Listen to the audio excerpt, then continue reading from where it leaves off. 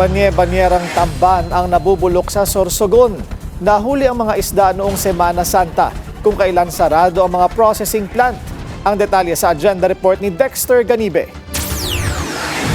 Nagkalat ang mga isdang lawlaw o tamban sa fishport ng Bulan, Sorsogon nitong linggo ng pagkabuhay. Ayon sa mga ulat, itinapon na lang ito dahil nasira na. Sabi ng direktor ng Bureau of Fisheries and Aquatic Resources o BIFAR, bunga ito ng mahabang holiday. During the Holy Week, nagkaroon po talagang holiday din ang mga processing natin. May 7 anyang processing plant sa lugar pero lahat ay sarado.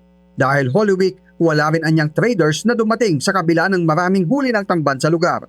Sabi ni Senate Committee on Agriculture Chairman Kiko Pangilinan, dapat sumaklolo na rito ang LGU at ilang ahensya ng pamahalaan.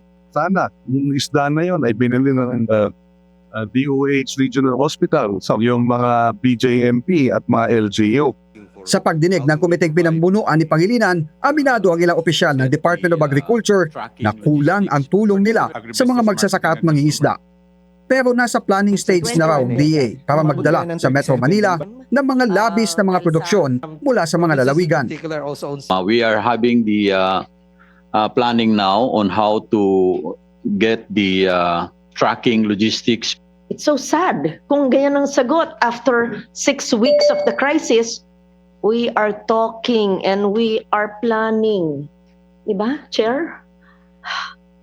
Sa kakulangan ng manpower, iminungkahi ni Pangilinan na itap ang mga state university na nag-aalok ng agriculture-related courses para sa pag-OJT ng mga estudyante na malaking tulong sa kagawaran. Para sa agenda, Dexter Ganibe, Abante. Manatiling nakatutok sa Bilyonaryo News Channel. Sumubaybay sa aming social media accounts at mag-subscribe sa aming YouTube channel para sa mga eksklusibong balita at storya.